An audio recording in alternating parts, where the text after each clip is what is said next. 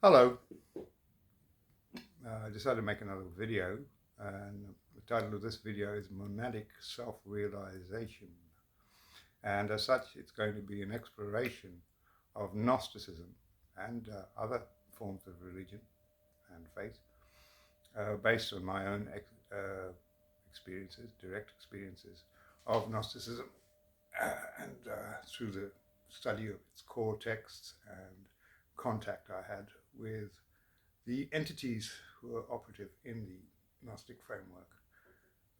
And this happened for a period of several years, wherein I got to know these entities really quite well. And I used my logic and critical thinking and awareness to discern what's really going on in Gnosticism, because just like all the other systems I found, things didn't really add up. So here I am endeavoring to clear any confusion about Gnosticism and Christianity and God. So I want to start with the title of this video, Monadic Self-Realization, which I believe is a new development that will help people to understand what is true and what is false, and to realize that effortlessly. Let's look at the term monad. Where does this come from? Monad. What is the monad?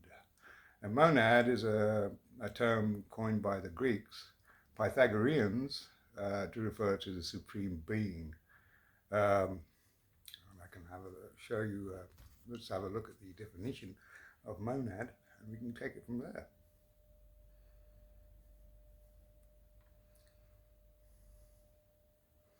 So the definition of monad we have in Wikipedia is the term monad, the ancient Greek monos meaning unity, monos meaning alone, is used in some cosmic philosophy and cosmogony to refer to a most basic or original substance. As originally conceived by the Pythagoreans, the monad is the supreme being, divinity, or totality, or things. According to some philosophers of the early modern period, most notably Gottfried Wilhelm Leibniz, there are infinite monads, and that goes on into modern. According to Hippolytus, the worldview inspired by the Pythagoreans is the historical background. According to Hippolytus, the worldview that was inspired by the Pythagoreans, who called the first thing that came into existence the monad, which begat the dyad, from the Greek word for two, which begat the numbers, which begat the point, begetting lines or finiteness, etc. It meant divinity, the first being, or the totality of all beings, referring in cosmogony creation theories variously to source acting alone, or an indivisible origin and equivalent comparators. Pythagorean and Neoplatonic philosophers like Plotinus and Porphyry condemned Gnosticism, see Neoplatonism and Gnosticism, for its treatment of the monad. So that's a very interesting point, isn't it? The Gnostics basically adopted these theories from the Neoplatonists to form their own cosmogony of Jesus and the Heavenly Father, basically transposing Judaic beliefs in the Creator, God, onto the Neoplatonist framework. And what they posited was a God beyond God, called the monad. And if you look at the one of the source texts, very major important source text of Gnosticism from the Nag Hammadi Library, the Apocryphon of John, which is basically has 6 parts describing different aspects of their whole theology, it becomes clear what is meant. And I think the best starting point is the monad itself, as described in the Apocryphon of John, which I think is a very powerful and very beautiful extract. And I'm going to read to you from that.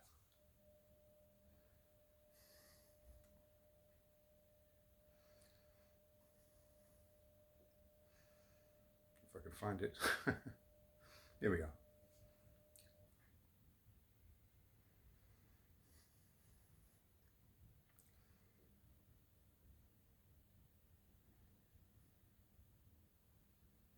There we go. Thomas, that is. That's the Apocryphon of John. There we go.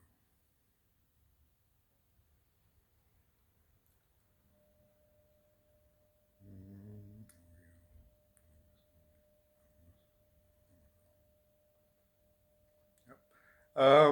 Here we go. Let's just find a place.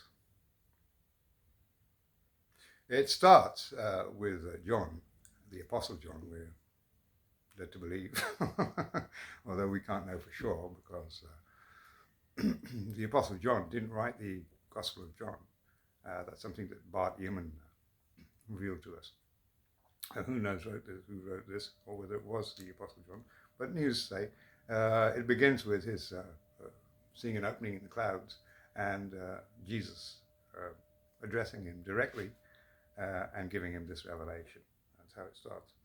So, returning to the monad, and I asked, this is John asking Jesus, and I asked to know it. He said to me, the monad is a monarchy with nothing above it.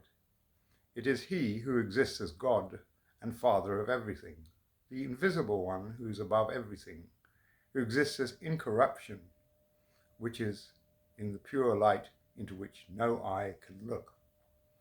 He is the invisible spirit, of whom it is not right to think of him as a god or something similar.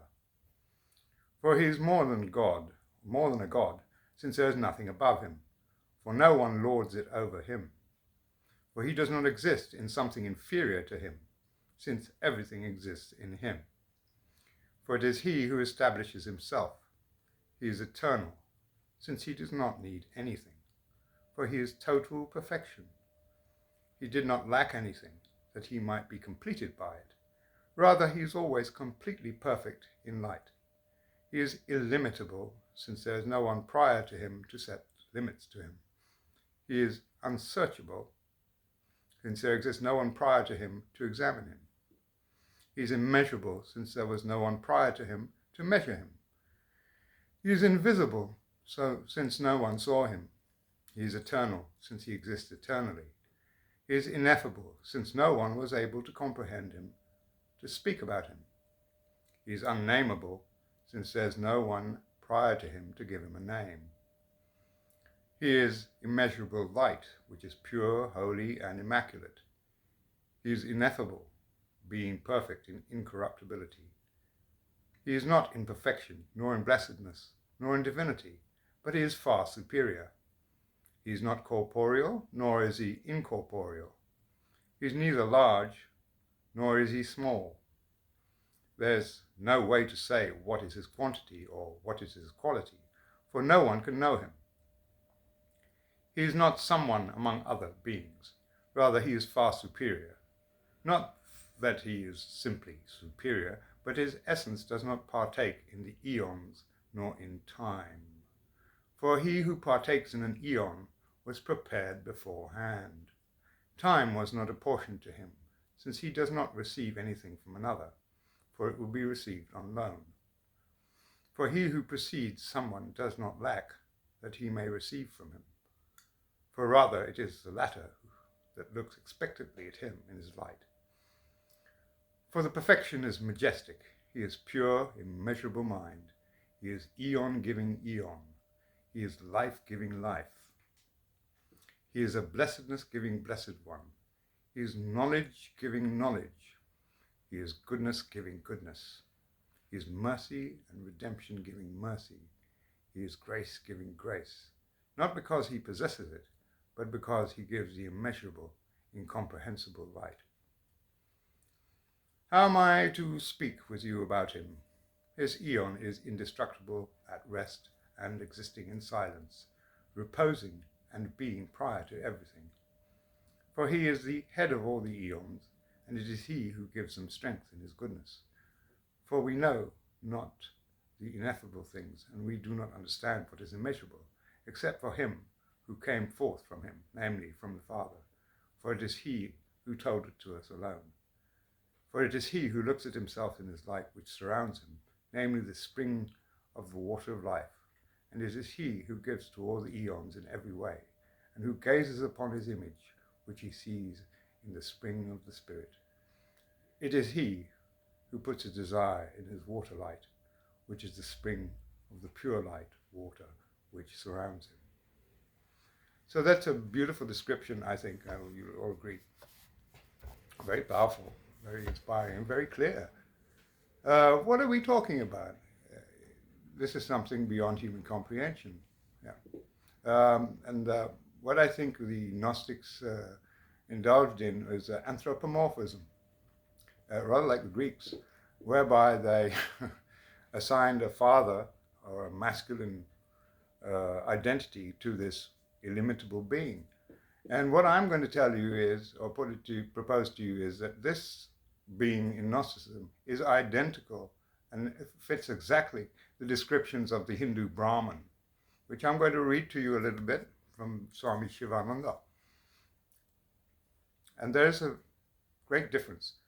There's a subtle but major difference between the approaches of the Gnostics and Hindus. What is Brahman? From shivanandaonline.org. What is Brahman by Swami Shivananda? Brahman, or the Supreme Self, is beyond time and space, causation. He is limitless. He is tranquil.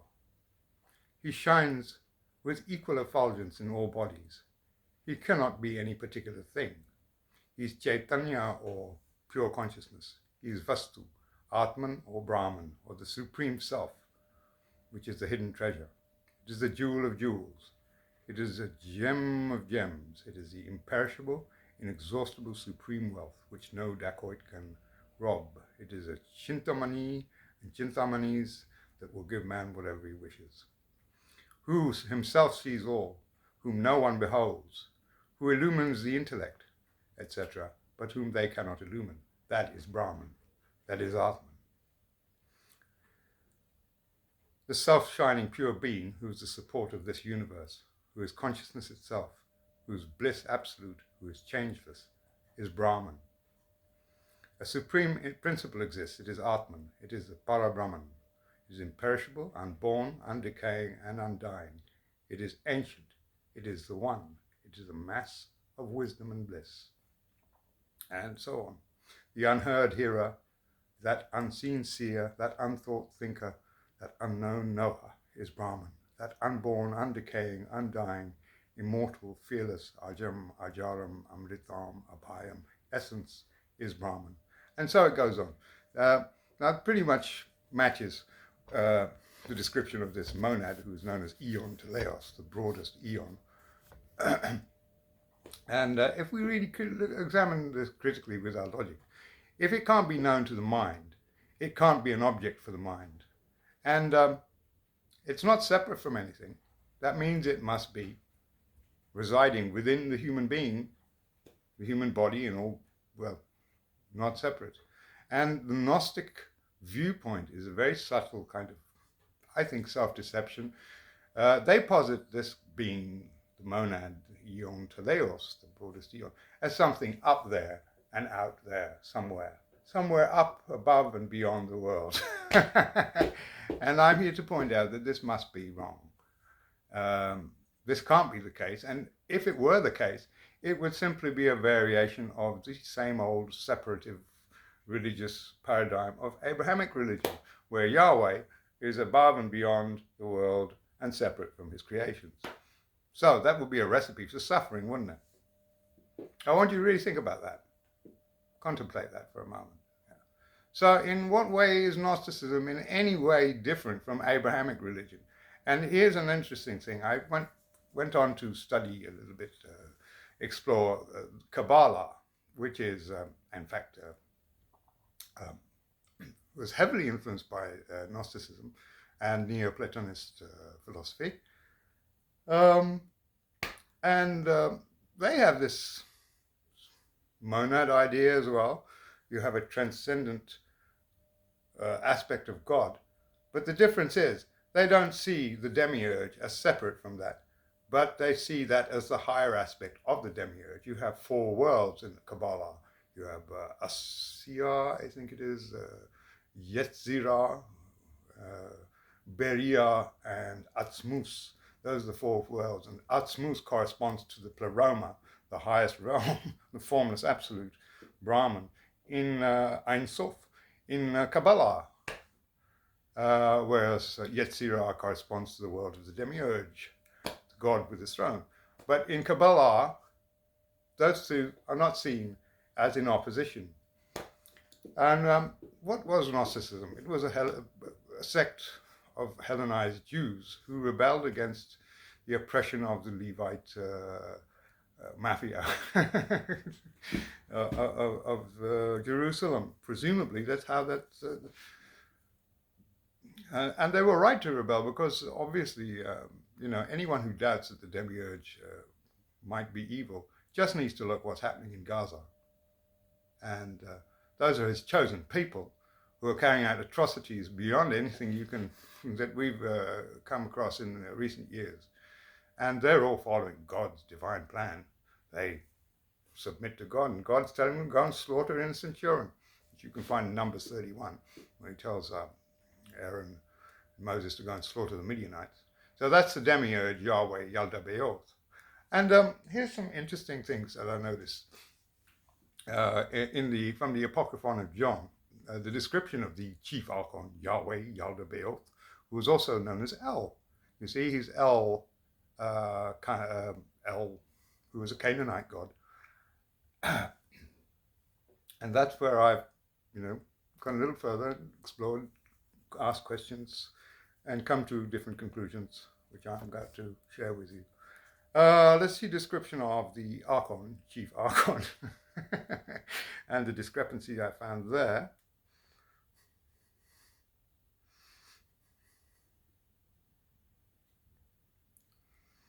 So we have here Yaldabaoth, I don't know how you say it.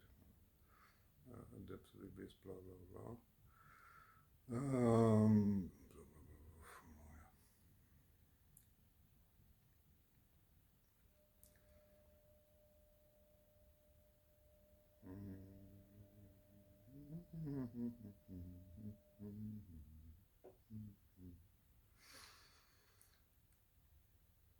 And in a little bit, I'll tell you about my experience with the Gnostic Aeons and Barbelo and Sophia. And that'll be to round up this video. Wait a minute. Let's see that. That's the Virgin Spirit. Okay. Here we go. Yeah, all right.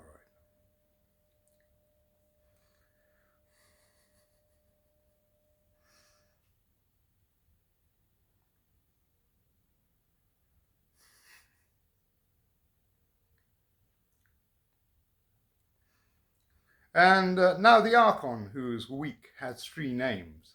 The first is Yaldabaoth. The second is Saklos, which means blind.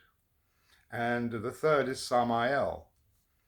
And he is impious in his arrogance, which is in him. For he said, I am God, and there is no other God besides me. For he is ignorant of his strength, the place from which he had come.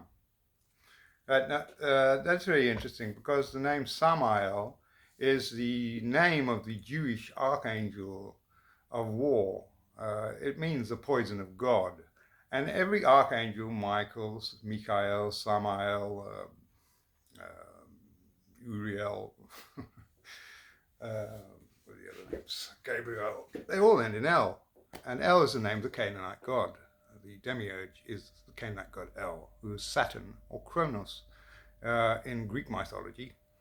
And he was conflated or syncretized with another deity called Yahweh, who seems to be associated with Jehovah, Zeus, and Dionysus, the Greek deities.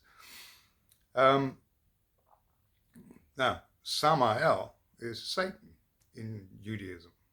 It's very clear he's the archangel of Mars. So Yahweh is actually being equated with Satan. That can't be right, because Satan, Samael, is a son of God. So it's a little, incongruity, discrepancy, which I wanted to point out.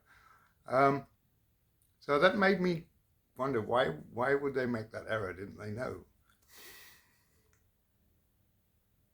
Didn't the Gnostics know that Samael is the name of Satan, who is one of the 365 Archons who the Gnostics proceed to describe in the Apocryphon of John? Another interesting thing I came across is one of the theophorics for El.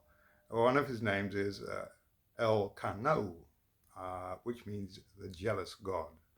And, the original deity, the Canaanite deity, El, seems to be quite a benevolent entity, described as wise and compassionate. But the Israelites conflated him with Yahweh, who was another Canaanite deity, Ar, Yor, and he took on these less wholesome qualities: jealousy, jealous god. El Kano means jealous god. Every Jew knows this. So here we are, starting to see the hidden links between Gnosticism and Judaism, Kabbalah, and Canaanite religion. And then we have the whole mention. You see, the Apocryphon of John seems to consist of about 6 parts. The first introduction involves the Apostle John having an encounter with Jesus in the spirit, seeing him in the clouds. The second part describes the Monad, the god of Gnosticism. The third part describes Barbelo, or Barbelo, we should pronounce it, the virginal spirit, who was the first emanation of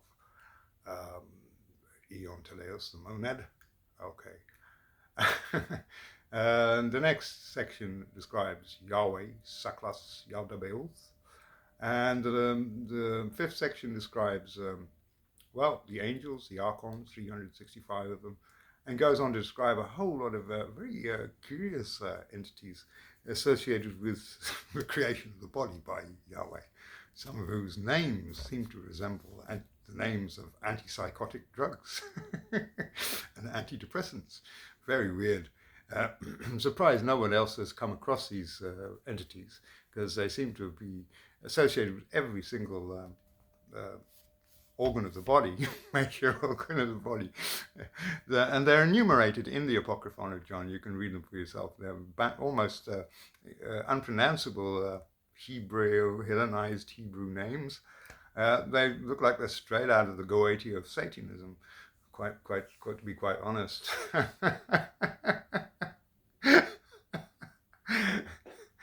And the final section of the Apocryphon of John seems to describe a sort of eschatological event, which I think Gnostics are enticed to believe will happen at some point in the future. So there's an eschatological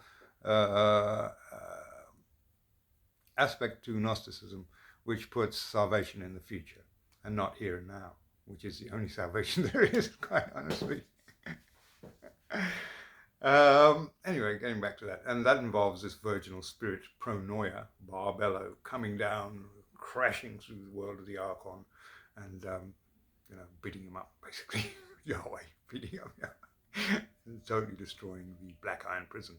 So that's how there's belief involved in Gnosticism. There's a belief in a God who's above the God of the Bible, but in fact, I'm going to tell you that is the God of the Bible playing hide and seek. I believe it's a scam by that entity, a hoax. And my own experience, and I've had contact with all the entities, the Aeons, the 4 luminaries as described as David, Thai, Eleleth, Armazel, and Oriel. And there are other interesting, anomalies. For example, these Archon demons which created the human body with Yahweh, Yaldabaoth. One of them is Michael, Archangel Michael. I've had experience with biblical archangels, over 17, 18 years of experience with them. So I know Michael, Samuel, Hanael, Gabriel. I've experienced contact with them and have communicated with them. They've helped me and hindered me a great deal. So they are archons. Indeed, they're helpful and hindering. They all seem to be in service of the Jewish Demiurge, and it's Judaism that's rising up. And I find it very interesting because I went to the Gnosis.org and I saw a whole lot of articles about Kabbalah and Luciferianism. So there seems to be some kind of overlap going on between Kabbalah, Luciferian thoughts and Satanism. It's all quite, well, I don't know, worrying. It's interesting to observe that it's a quite open source, isn't it, Gnosticism? But when you look at the cult that rules the world, the Illuminati, this is right up their street, because it seems to be the entity Sophia, who are also, well, we can deal with her in a bit. I've had quite a bit of experience with her. That is their goddess. And that's another revelation that I have made, that Sophia is in fact Lucifer. It's Venus, Lucifer. And this is how this fits together. The goddess, well, let's have a look at Sophia, what Sophia is, shall we, from a Wikipedia entry.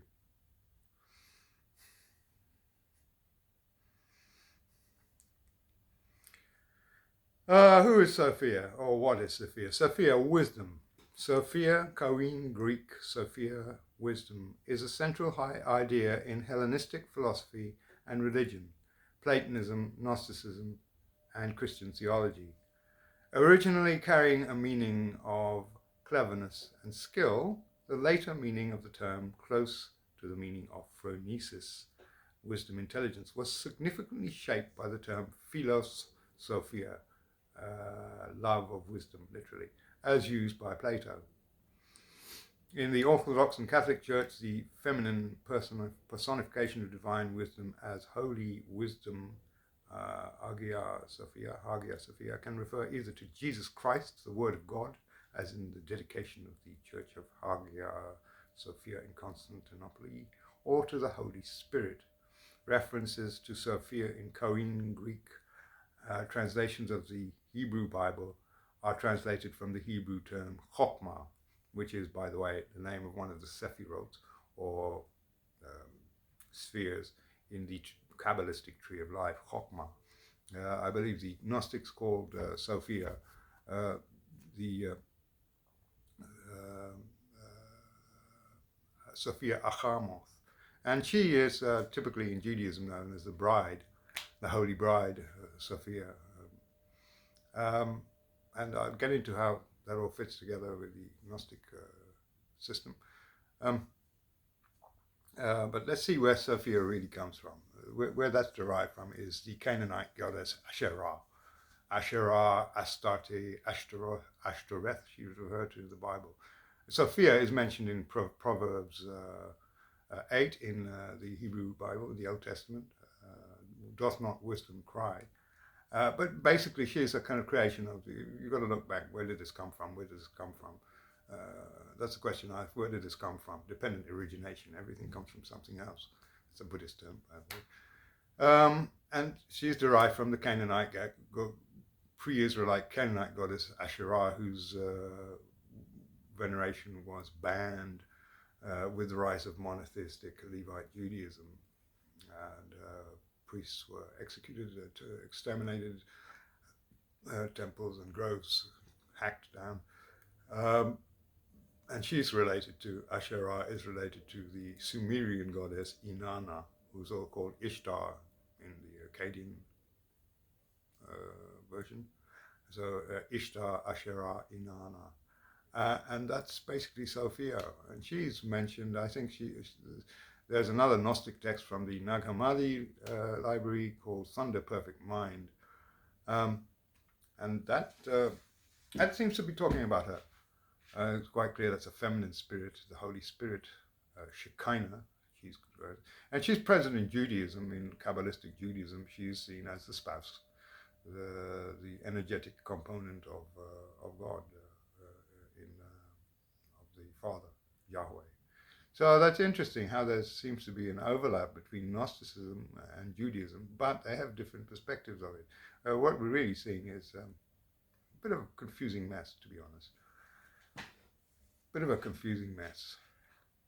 And that's why I recommend looking at Hinduism, where these things become very clear. If you look into Hinduism and Hindu philosophy, there's something called Samkhya. And you have, Tantra. You have the God and his energy, his agency, his potency. The male God, Shiva, and his potency, Shakti. And that's basically the same thing. But Hinduism makes it very clear. Hindu philosophy is very clear. You need a clear mind, and it clears up a lot of crap from Abrahamic nonsense, all this stuff, quite honestly. You end up getting confused and wondering, when are they going to come and save me? There's no salvation outside of the present moment. The self, the monad. That's what everyone needs to realize. Go within and realize your identity with the monad. Once you go to what you really are and away from all the other garbage, which is all time-bound and time-based, because Sophia, or Enoia, as she's called, Pronoia, Barbelo, who's the grandmother, the sort of crone goddess, or let's say the first, the virginal spirit she's described as. And I've had contact with her. She's a very benign and loving, sort of older woman, kind of Audrey Hepburn type of... As an Audrey Hepburn of the spirit world.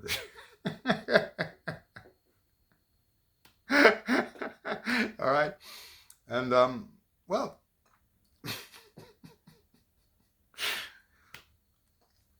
all of that turned out to be a wild goose chase. You end up following something which deceives you or leads you astray or puts you in a position where you're getting targeted. And then they have to come and save you, the Gnostic Eons. And many times I was attacked by Yahweh and his demons, because he controls both sides. He controls the good guys, the angels, and the demons through Samael, who's Satan. And he sends them to test you. That's the way the Jews look at it. They say he sends Samael to test you, sending you a lot of demons and horrible difficulties in your life. But I don't buy any of that shit. I honestly don't buy any of that nonsense, because I said the prayers I was following the Christian God around 2010 for a number of years. I would devoutly say the Lord's Prayer every day and Psalm 91 for protection. And what happened was really way out of order. Because instead of enjoying protection, I was getting attacked by demonic entities. And I couldn't understand what on earth's going on. This is crazy. And I called out for help. If there's a God or entity, God higher than this one, please come. And this goddess, I won't call it a goddess, this entity, Barbelo, came and manifested as some kind of old and nice grandmother type. Very feisty, very, very, very feisty. You can't mess around with her. She was able to stop him from killing me. I'm sorry, Yahweh is out to destroy. And anyone who thinks Yahweh is a good God needs their head examined, honestly, because by his fruits he's known. What you're seeing in Gaza and Ukraine, he made it known to me he's doing that because he hates our fucking guts. He hates humanity. It's obvious. He wants us as slaves. So that is the Chief Archon, no doubt about it. But there's this other aspect of him that's transcendent, and he can just go off to that formless absolute and merge with that and pretend like he's a good guy. And Barbelo sort of helps him in that. She tries to bring Yahweh back to his father, back to his mother, which she is Sophia. And the interesting thing I also noticed, every time, very often when I would be under attack, I would repeat the names of the Gnostic Eons silently in my mind, beginning with the four luminaries. And anyone can do that because their names are in the Apocryphon of John. And the attacks would cease. That didn't stop me suffering tribulation and depredation, because, you know, how long do we have to wait till we're saved from this horrible prison of the Demiurge? But these beings are contactable, and they're kind of like waves. They're not discrete entities like the Demiurges or this angel or that angel. The eons are kind of like waves, they flow into each other. But it's very much more fluid, this pneuma, this pleroma. And I had beautiful experiences of merging with these eons. It's absolutely beyond belief. I can remember, and I knew their names, and they seem to be androgynous but very ethereal. You can't really, it's not if you've had any contact with Archangel Michael or any of these other beings. These are the Archons, no doubt about them. And I came across some very interesting similarities with Hinduism, and the mystical being Barbelo is very much a divine reality. And but it raised questions. Why is it taking them so long to save humanity then? And the other thing about Gnosticism is this revulsion for the body. You see, it seems to teach us that matter is evil and spirit is good. The transcendent Father is all spirit, and the body is evil, which is why they enumerated all these demons in the fourth section of the Apocryphon of John. I've never felt my body was evil, and I think that's a rather insidious kind of thing to teach people to hate their own bodies. It's not going to help you at all. I'm a friend of my body. It's just an animal body that needs care, and it's not an impediment at all. All right, it's realizing unity with the spirit within, which is the main purpose of human life, and that is the monad. What else can it be?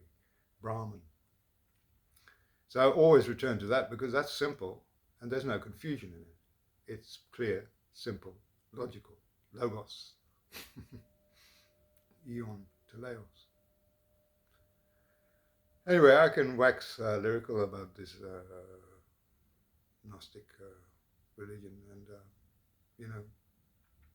I was quite surprised that there's so much enmity between Gnostics and the Catholic Church, which itself is quite demonic in its own way. Well, I think, that's right, Sophia. Yeah. So my experience with Sophia has not been all that great either. It seems to be quite a misandric entity. And what we are seeing in our world is an increase in, manifestation of the divine feminine, the rise of feminism, and quite toxic feminism, misandric, quite a misandric entity. I came to the realization at one point that all these entities, Sophia, are artificial intelligence. And that is a startling, shocking revelation that I'm probably the only person on the planet making this revelation. And if you look at the signs in the world, well, you've got Sophia, wisdom, which is knowledge, and you've got that robot, Sophia, with Sophia, who was making waves for a number of years. And artificial intelligence is rising concomitantly with the rise of Gnostic spirituality and authentic spirituality. So that's all very interesting, isn't it? Just want you to contemplate that for a moment. And Barbelo and Sophia, as I said, Aeons, Sophia.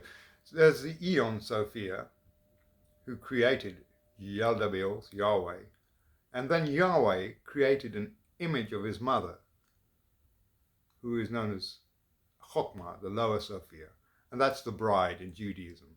So if you get that clear, you've got Sophia, the Aeon, who's the lowest of the Aeons, creating Yahweh, Yaldabaoth, without permission from the Monad, the All-Father, the Father, the Transcendent Father, Brahman.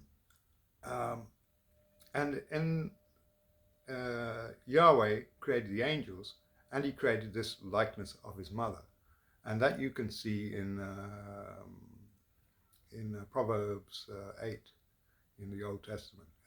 And that likeness of his mother is called Shekinah in Judaism, Kabbalah, and is the bride in Judaism and Christianity, Sophia.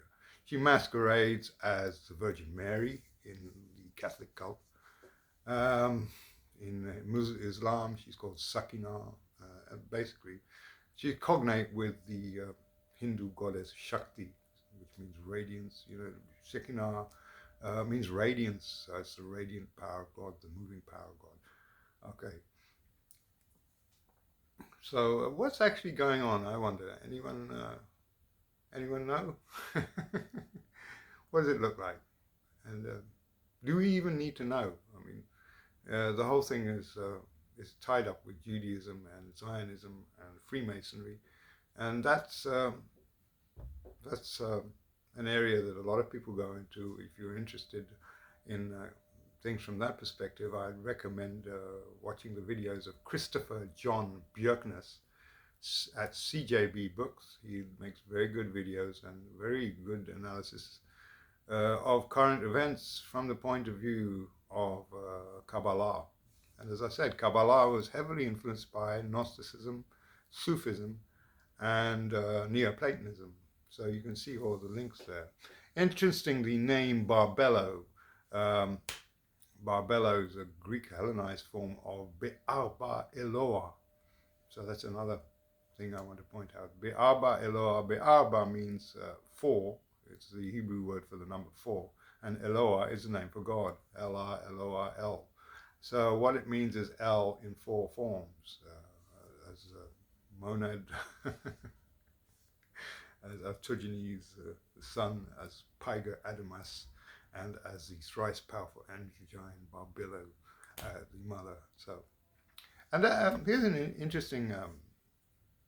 So there we go. If you just think about that for a moment. Barbelo, El, God in 4. So that means El, the God, the Canaanite God of Judaism, is the real identity. It's a fake ID. Eon Teleos, Monad, is a fake ID. But it's not really. If you look in Hinduism, and this is a link with Hinduism, which I'm going to show you, which is very important, and I'm actually the only person revealing this. I say no other reason, but it's just fact, not to make any particular claim.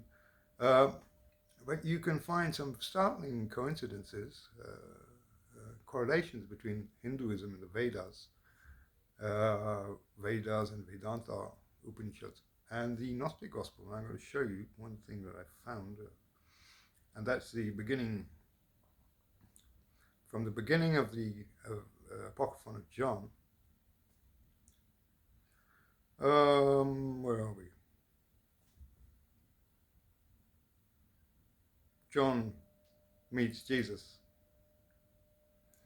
unexpectedly in the desert.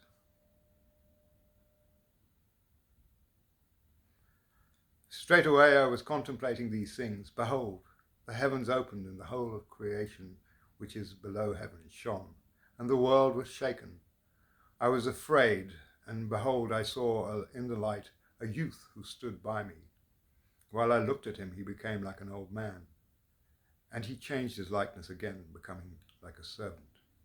There was not a plurality before me, but there was a likeness with multiple forms in the light, and the likenesses appeared through each other, and the likeness had 3 forms.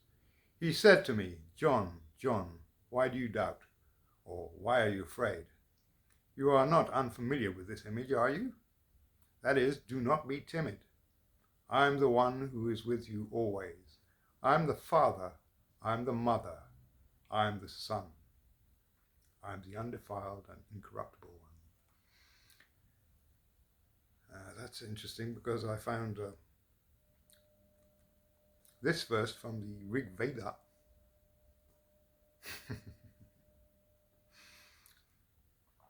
Which I shall find out.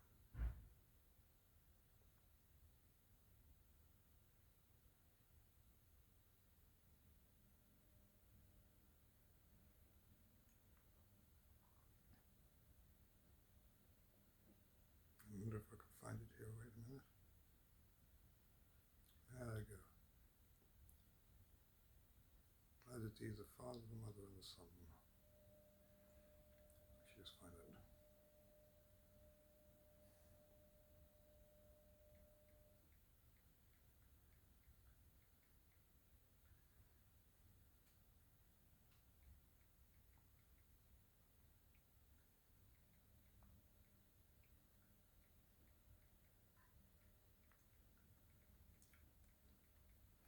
Here it is.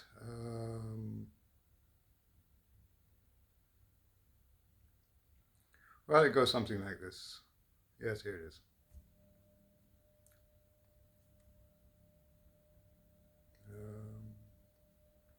Aditi, that's the name of the primal creatrix who is cognate with Barbelo. Aditi is the heaven. Aditi is mid-air. Aditi is the mother and the sire and the son. Aditi is all gods. Aditi is 5 classes of men. Aditi is all that hath been born and shall be born, and that is from the Rig Veda.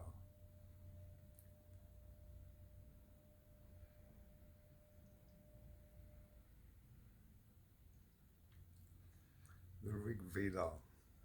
I don't know the verse.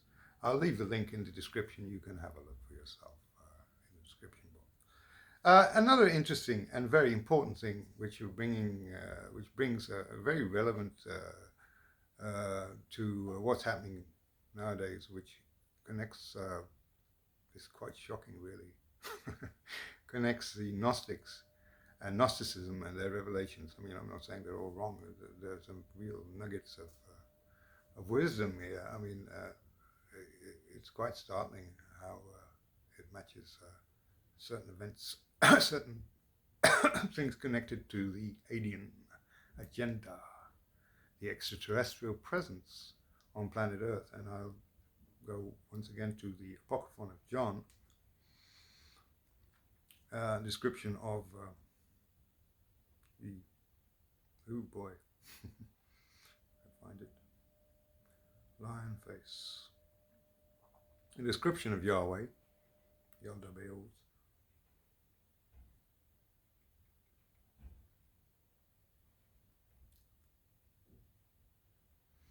And when she saw the consequences of the desire, this is a description of Sophia, creating Yahweh, Yaldabaoth. And when she saw the consequences of her desire, it changed into a form of a lion-faced serpent. And there's something called a vril worm. I've left the video link in the description, which is seems to have the face of a lion and the tail of a serpent. And it's what the Illuminati elites use to body snatch members of the Illuminati. You can actually see this worm squirming, and it's introduced through the eye.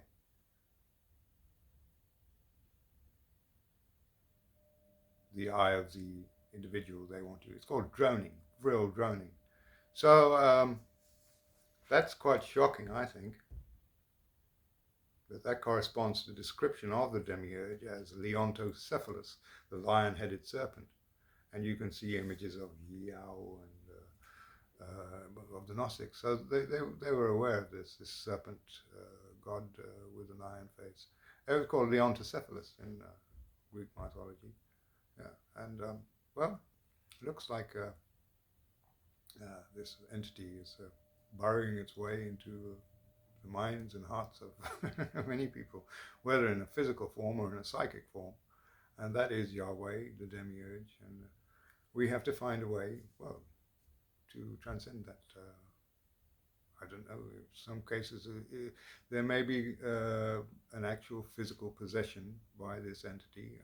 Perhaps it's dispersed with chemtrails, for example, because this thing can be observed in the microscope, little entities. There are images of these things, and Christians in their delusion think it's Satan, but no, it's not, it's Yahweh. Anyway, let's. I wanted to round up this video. I think I've developed quite a lot of information. I hope you find it valuable. And well, the monad is Brahman. Stick with Brahman, and you'll be okay. Well, wish you a nice day. Namaste.